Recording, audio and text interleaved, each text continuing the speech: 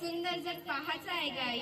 आई मला मारू नको ग आई, मला मारू नको आई. आई अगं मी बोलते तुझी परीच म्हणतेस ना तू मला, पण तुला आई तरी कसं समजू ग.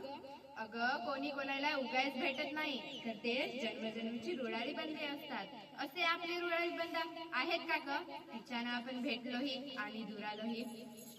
असं कालच बाबांचं आणि तुझं बोलणं सुरू पोटातच ऐकलं हो. विशिष्ट आजी आजोबांची इच्छा नाही ना ग माझं व्हावं म्हणून.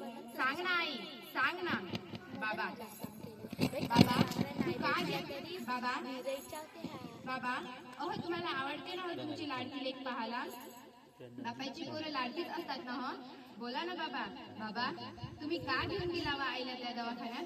किती मोठमोठ्या मशिनीच होत्या तिथं, आणि त्यातली किती छान दिसत होती ना. सांगा ना बाबा, बोला ना बाबा, बोला ना. आजी आजी तू का दिलं का ते औषध. किती कडू होतं का आजी. मला त्रास होत होता का आजी, मला गजबडून येत होतं. आजी असं देत नको जाऊ ग. आजी तू पण एक मुलगीच म्हणून जन्माला आलीस ना ग, मग माझं स्वागत तू नाही करणार तर कोण करणार. सांग ना आजी. आई तू का घेतली ग औषध. किती कडू होतं का आई ते. आई मला गुदमडून येत होतं ग, मला गुदमडून येत होतं का आई. आई मला एकदा जन्माला घालून तर बघ, तुझेच रूप पाशी माझ्यातच एकदा. मी मुलगी, बहीण, पत्नी तर कुणाची आई. मग मला गर्भातच मारण्याची का ग तुला घाई. सांग ना आई, का ग तुला घाई. आई मला समजते तुझी कोंडी, तुझी पोटमड, पण मी मुळीच राजी नाही ना ग. खर्चा तर म्हणशील तर मी अजिबात त्रास देणार नाही.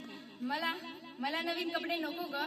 मी ताईचे जुने कपडे घालेल, शाळेत जाईन, ताईचे जुने दप्तर वापरेन, ताईचे जुने खेळणे खेळेल. मी शिकून खूप मोठी होईल आणि मी माझ्या हुंड्याची तयारी करेल. बाबांना जराही सुद्धा त्रास होऊ देणार नाही गाई. आई आता तूच सांग, मला उद्या काढून टाकायला दवाखान्यात जाणार आहेस. मी याचं दुःख मानू की तूच एक क्षण मोलाचं मानू गाई. सांग ना आई, सांग ना.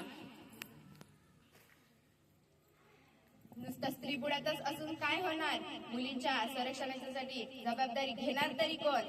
अशा वेळे मला गजर व्हावं वाटतं.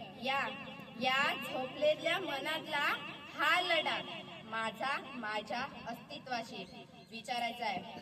माझ्या मनातल्या अस्तित्वाला आणि रेणुकाला सुद्धा बी, की आजपर्यंत आपण नटलो त्यात आपण खरं समाधीने आहोत का.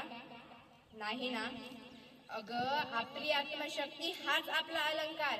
चला तर मोडून टाकू अन्यायचारीचे मनगटे, काढून टाकूया अंगावरील अलंकाराचा मंदिस बंधांचा साथ. आता रडायचं नाही तर आता लढायचं. ऐक मुली तुला सांगते, ऐक मुली तुला सांगते, पिंजऱ्यात सता फडफड नकोस. ऐक मुली तुला सांगते, पिंजऱ्यात सता फडफड नकोस. पेटून उठ तू रडू नकोस, पेटून उठ तू रडू नकोस.